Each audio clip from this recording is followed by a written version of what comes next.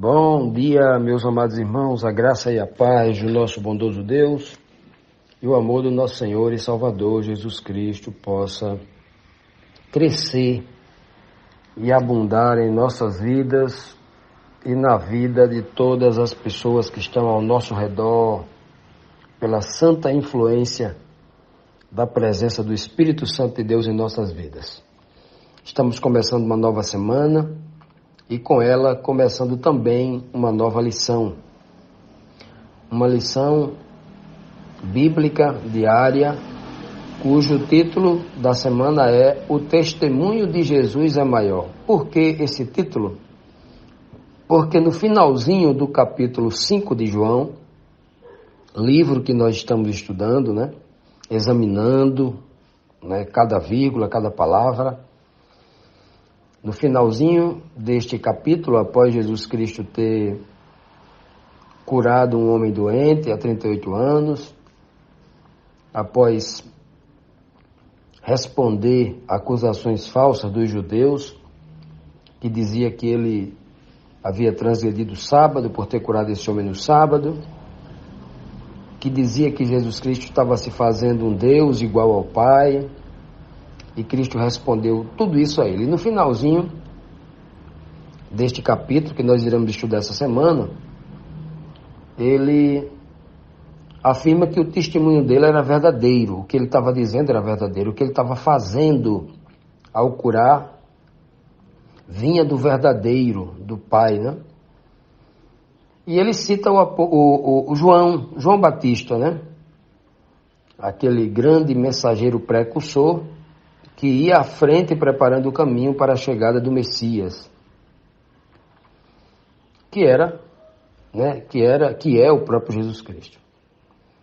Então ele cita ali João, como João deu um testemunho verdadeiro dele, dizendo que ele era o Cordeiro de Deus que veio tirar o pecado do mundo.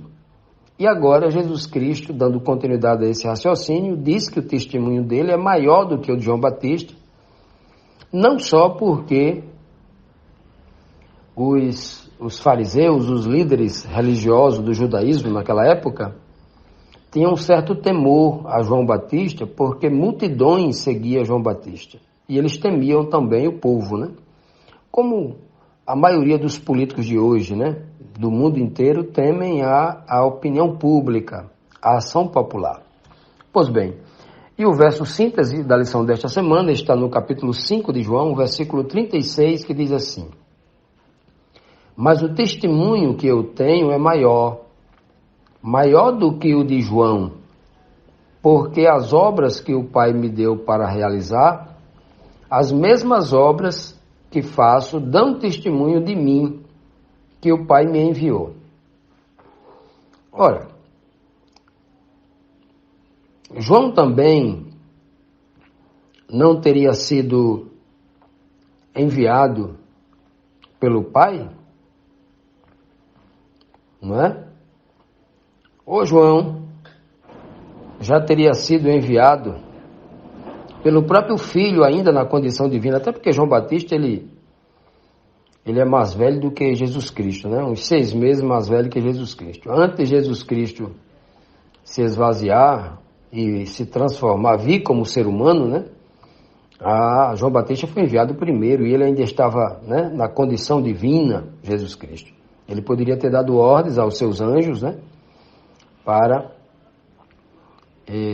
o próprio Senhor Jesus, o próprio Filho de Deus na condição divina, poderia ter dado essa missão aí, Essa missão aos anjos para educar esse menino, enquanto ele se esvaziava, tomava a condição humana, poderia também ter esta condição, A Bíblia não diz isso, mas é apenas um raciocínio lógico de tudo isso, Porque Jesus Cristo vai dizer aqui que o Pai foi quem enviou, e o testemunho dele é maior do que o de João. Como se o Pai não tivesse enviado João também, Mas não é exatamente isso. Não é exatamente apenas isso que Cristo quer dizer aqui. O testemunho de Jesus é maior do que o de João, não era apenas porque o Pai o haveria enviado pessoalmente, não. Isso já é grandioso demais, Já é grande demais, né? Quem envia João, né? Quem unge João, como diz o próprio apóstolo Pedro, lá em 1 Pedro 1, verso 11, é o Espírito de Cristo. É o Espírito que estava em todos os patriarcas, em todos os profetas lá do Antigo Testamento. É o Espírito de Cristo, ou seja, o Espírito do Filho, né? E lá no Antigo Testamento, o Filho Divino era quem fazia isso, né? E João, não que fosse menor, porque os anjos obedecem às palavras de Cristo, assim como Cristo obedece piamente, né, fidedignamente às palavras do Pai. Toda a ordem procede do trono de Deus, tudo procede de lá. João recebe uma ordem de um anjo, é educado por um anjo, orientado por um anjo, ou por anjos, né, no plural. Mas Jesus Cristo não. O Filho Divino, antes de vir à Terra, de se transformar num ser humano como nós, ele estava à direita do Pai, sentado, ele ouviu da própria boca do Pai. Entre aspas, né? Falando de uma forma humanamente bem literal para a gente entender. E aí Cristo diz aqui que o seu envio é superior, o seu testemunho é superior ao de João. Não só porque o Pai o havia enviado, mas ele vai dizer bem claro aqui, pelas obras também. Não está escrito que João Batista purificou um leproso. Não está escrito que João Batista curou um cego, expulsou um demônio, ressuscitou um morto. Não está escrito isso em lugar nenhum. Ah, mas João Batista também fez isso. A Bíblia não diz. E se ele tivesse feito isso, a Bíblia teria, o registro estaria aqui, porque a palavra de Deus ela não deixa passar essas questões. Senão não teria escrito a ressurreição feita por meio de Elias, por meio de Eliseu, né? Até os ossos do próprio Eliseu estavam no chão, caiu um homem morto em cima dele e ressuscitou na hora. Essas questões estariam escritas. A Bíblia não descreve apenas os milagres realizados por meio de Jesus Cristo, né? Então Cristo diz claramente ali para aqueles fariseus que tinham um certo temor, um certo respeito ou um certo medo, né, da pessoa de João Batista, que o testemunho dele era muito maior do que o de João Batista, né? E ele diz bem claro o porquê aqui, né? Porque as obras que o Pai me deu para realizar, né? Por causa dessas obras que o Pai me deu para realizar. João Batista não tinha a missão de salvar o mundo. João Batista não tinha a missão de aguentar todo tipo de tentação, inclusive pela própria pessoa do diabo. A Bíblia não diz que João Batista foi tentado pela própria pessoa do diabo, como Cristo foi. Cristo não foi tentado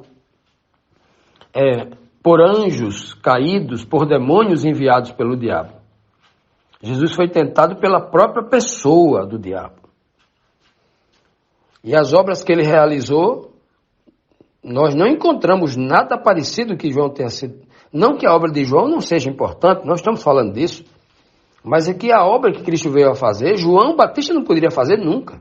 Por isso que o testemunho de Jesus é maior. E ele diz bem claro aqui para concluir, as mesmas obras que faço, pois essas mesmas obras dão testemunho de mim mesmo. Dão testemunho, que tipo de testemunho? Que o Pai me enviou. Então o Pai, quando me enviou, ele me deu poder. Ele me deu poder para que eu pudesse realizar essas obras. Ele me deu sabedoria para responder os questionamentos de vocês. Ele me deu sabedoria para entender aonde vocês querem chegar. Qual o objetivo do coração de vocês. Então tudo isso estava implícito aqui nesta fala de Cristo. Tudo isso estava implícito. E Cristo aqui não estava querendo diminuir a pessoa de João Batista, porque se ele tivesse querendo diminuir a pessoa de João Batista, ele não tinha dado o testemunho poderosíssimo de João Batista quando estava preso, prestes a morrer, enviou 2 dos seus discípulos até Jesus para perguntar se ele era o Messias ou se eles haviam de esperar outra pessoa. E Jesus só deixa os seus discípulos saírem e começa então a falar para aquela multidão inteira, dizendo que João Batista era um verdadeiro anjo do Senhor. Era o anjo que veio à frente dele preparando o caminho, que ali era um homem firme, não era um pé de cana que era balançado por todo o vento de doutrina. Não, lá no deserto não. Ele é um homem firme, né? Então Cristo não tem o objetivo de diminuir ninguém, pelo contrário. Ele só dá glória realmente. Agora aqueles os fariseus, né? Os religiosos metidos ali a donos da verdade e tudinho, esse povo aí, Jesus Cristo puxou a orelha com força, não foi? Realmente. Então, amados irmãos, para a gente concluir aqui, esse verso síntese, o texto deixa bem claro que Jesus disse que o testemunho dele, se o testemunho de João amedrontava eles, Cristo está dizendo, o meu testemunho é muito maior. Então preste atenção, né? Está ali dando uma exortação muito firme para os fariseus. E tenho certeza que o que ele vai dizer em seguida ainda vai ser muito mais chocante para aquele povo que não conseguia enxergar com olhos espirituais os ensinamentos de Cristo. Não conseguiam compreender. Continuando, amados, vamos agora para a primeira pergunta desta lição. Está no livro de João, capítulo 5, versículo 37, a resposta, o verso que nós vamos buscar aqui. E a pergunta diz, quem é a maior testemunha de Jesus? Era alguém invisível, como João o Batista? Como João o Evangelista? Como era, né? Olha o que Cristo diz no verso 37, quando já tinha dito no verso 36, que o testemunho dele era maior do que o de João Batista e que as próprias obras que ele fazia davam testemunho que ele era um enviado de Deus, né? Agora ele vai dizer o seguinte, e o Pai, além das obras que davam testemunho do próprio Cristo, ele vai dizer agora, e o Pai que me enviou, ele mesmo tem dado testemunho de mim. Vós, nunca ouvistes a sua voz, a voz de Deus, o Pai, e nem vistes a sua forma. Esse vós aqui não é apenas aquela multidão, os discípulos e os fariseus, os líderes religiosos, os representantes dos líderes do sumo sacerdote, dos sacerdotes que ali estavam para perturbar a vida de Cristo, para espioná-lo, para monitorar as suas ações, tentando de alguma forma anular a sua obra, né? Não. Cristo diz bem claro aqui, além das obras que eu faço, que são já um testemunho vivo de que Deus me enviou, de que eu sou um enviado do Pai, de que eu sou o Messias.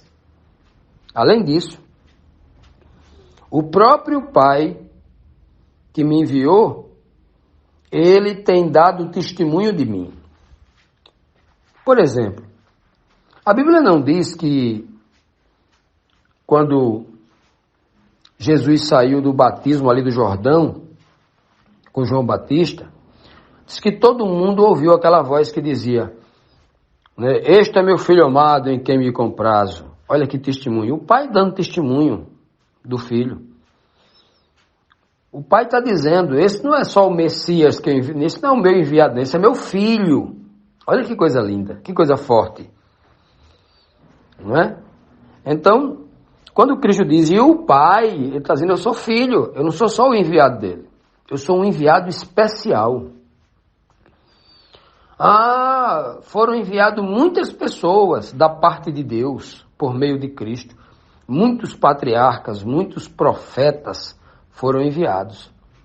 Os apóstolos também foram enviados, né? Vieram da parte de Deus.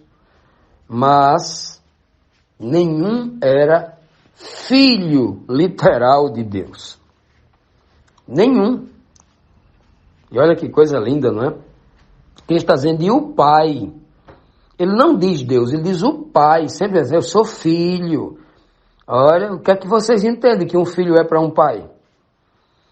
Eu não sou um enviado apenas, eu tenho o amor do Pai, eu tenho a confiança do Pai, eu tenho a admiração do Pai, eu tenho a atenção do Pai. Ele está dizendo muito aqui com isso, né? E para concluir aqui no final do verso, ele diz assim, ó. Vocês nunca ouviram a voz de Deus. Quando ele diz voz, ele não está dizendo apenas aquele povo ali, não. Ele está falando da humanidade inteira, de todos os seres humanos pecadores. A partir do momento em que Adão pecou, e como diz Isaías 59:2, foi construído um muro de separação entre Deus e o homem, o pecado do homem construiu esse muro. Quando Adão pecou, a partir daquele momento em que ele pecou, ele já bloqueou a visão do Pai. Os seus ouvidos já não ouviam mais a voz do Pai. Quem é que eles viam agora? O mediador, na condição divina. Lá no Antigo Testamento era o Filho, na condição divina. A Bíblia chama ele muitas vezes de o anjo do Senhor, o enviado, o mensageiro do Pai, o mensageiro de Deus. Não é? É quem fala. Quando o anjo do Senhor abre a boca e fala bem forte, eu sou Yahvé, o vosso único Deus. Quando ele diz isso, ele está retransmitindo a voz do Pai. O anjo do Senhor não está dizendo que ele é o próprio Pai. Ele está retransmitindo na íntegra. E Cristo vem na terra dizer isso 1 milhão de vezes. As palavras que eu digo não são de mim mesmo. As palavras que eu estou dizendo é o meu Pai que está mandando dizer. Como ouço, assim eu digo. No Antigo Testamento não era diferente, não. O anjo do Senhor, por exemplo, lá no capítulo 3, verso 2, de Êxodo, é o anjo do Senhor que aparece no sarça ardente e começa a conversar com Moisés. Quando o anjo do Senhor diz assim, eu sou Yahvé,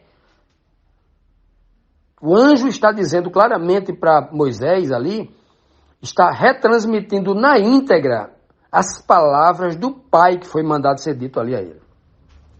Então, quando Cristo diz aqui em João 5,37, vocês nunca ouviram a voz de Deus, em outras palavras ele está dizendo, vocês ouviram a minha voz no Antigo Testamento, né, como um ser divino. E agora vocês estão ouvindo a minha voz aqui como um ser humano. Vocês sempre ouviram a minha voz.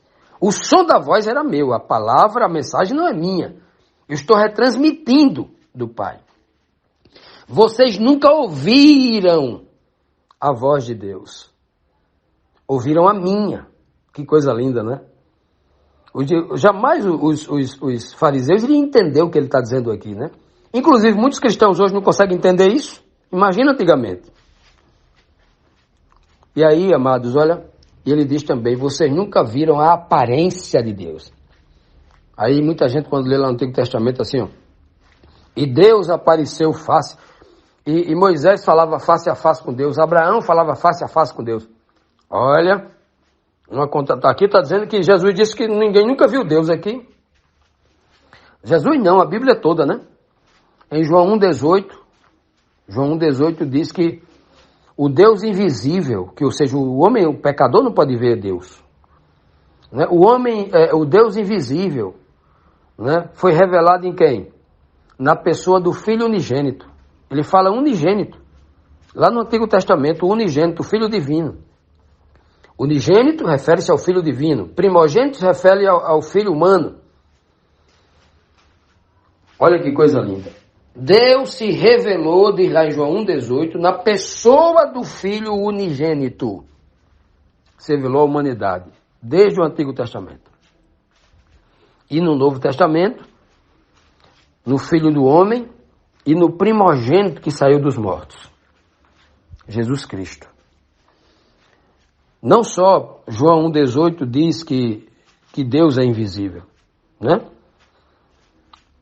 Colossenses 1,15, 1 Timóteo capítulo 1, versículo 17, 1 Timóteo capítulo 6, versículo 15 e 16, vai dizer claramente que Deus é invisível, habita na luz inacessível, que nem o homem pecador viu e nem pode ver.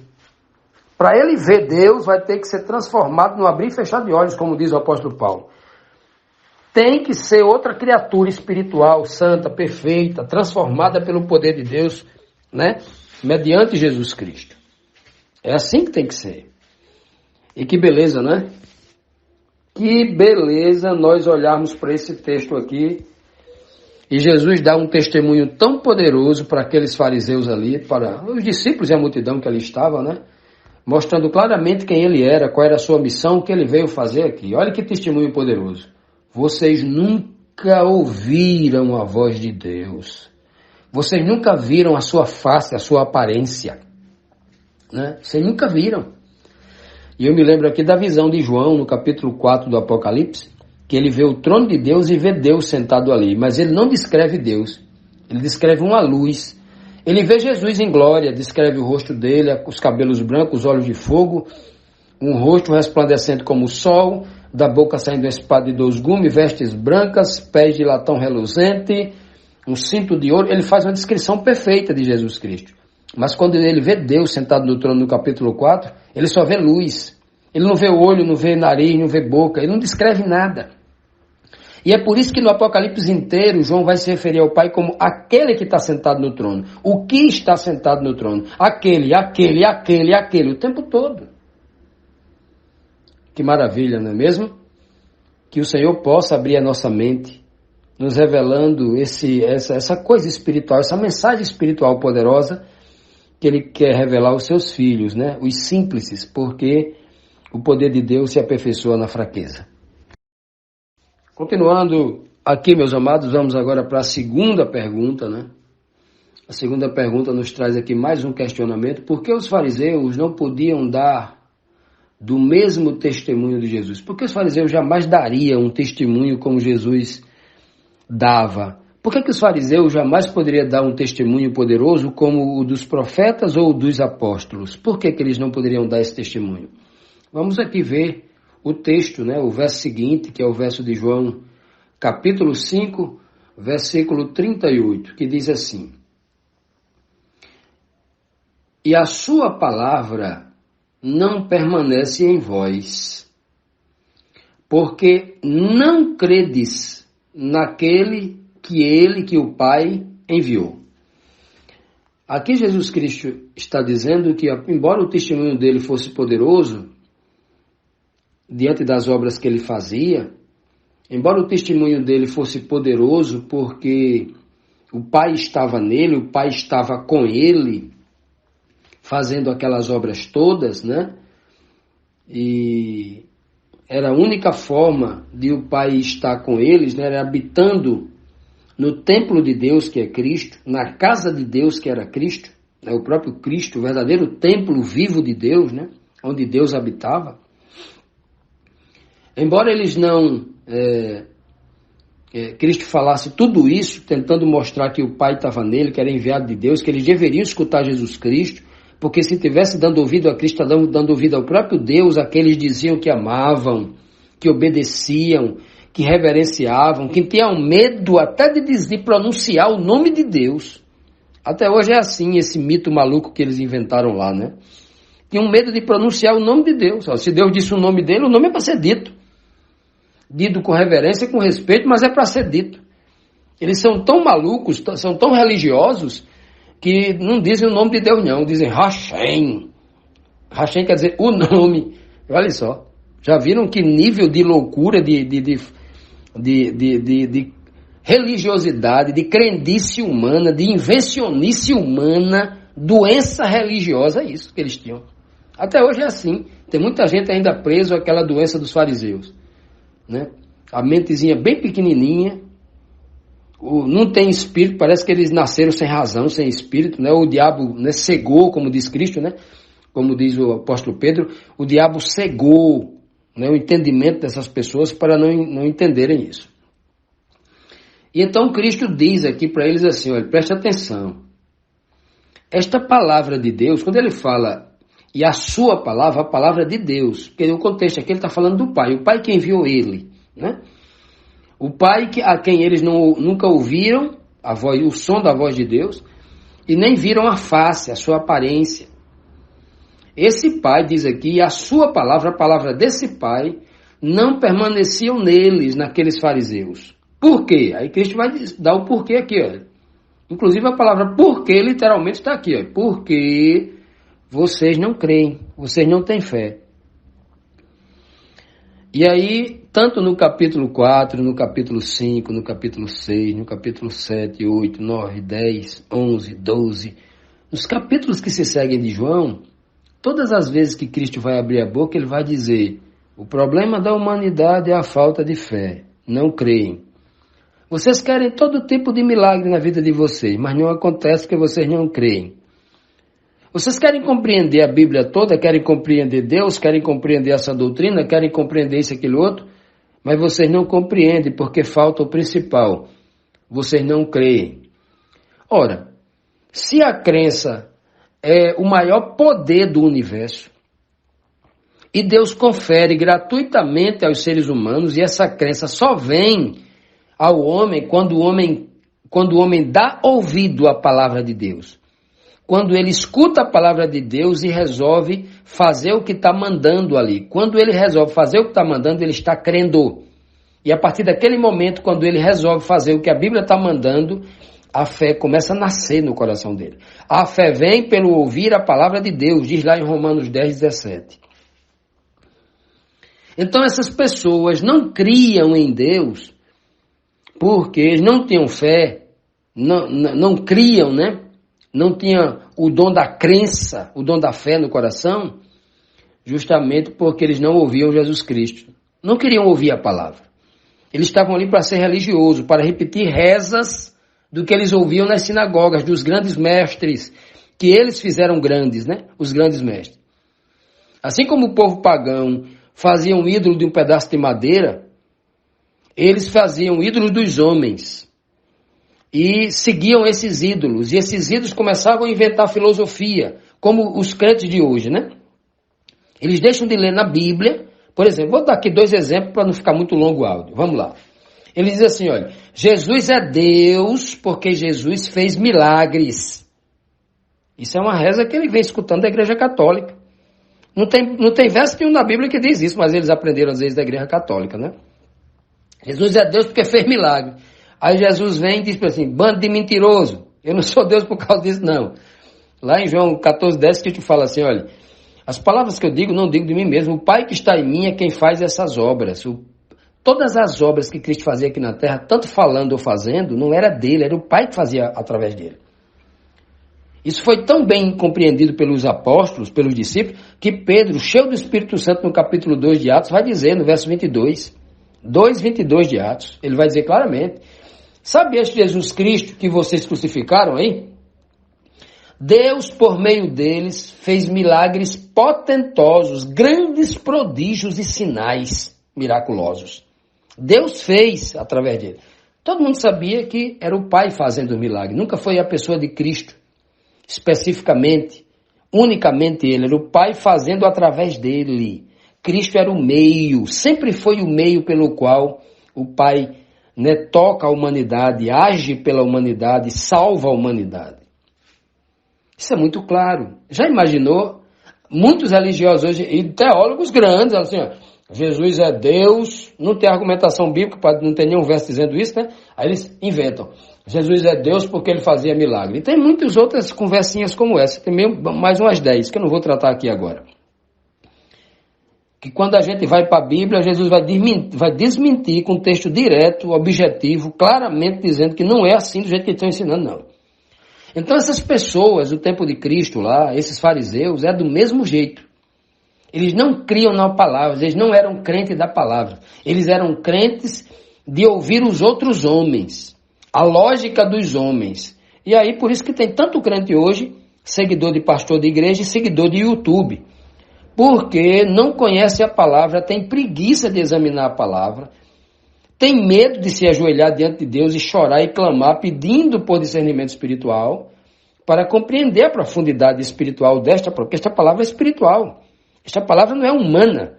A palavra de Deus, ela não é um livro produzido por um escritor, pela mente humana, não. Se esta palavra foi produzida, como diz a própria palavra de Deus, né? homens santos falaram inspirados pelo Espírito Santo de Deus, então é uma palavra espiritual. Não pode ser compreendida pela força da carne humana, como disse Cristo a Pedro. Pedro, não foi carne nem sangue quem te revelou. Meu Pai que está no céu foi quem revelou. Amados, busquemos essa revelação dos altos céus para compreender o que de há mais belo e mais profundo na palavra de Deus. Talvez muita gente não creiam unicamente na palavra de Deus e estejam buscando livros de doutores e grandes autores, justamente porque lhe falta o Espírito para compreender somente a palavra de Deus. A palavra de Deus ela é suficiente para matar toda a nossa fome e toda a nossa sede. Busquemos isso em nome de Jesus.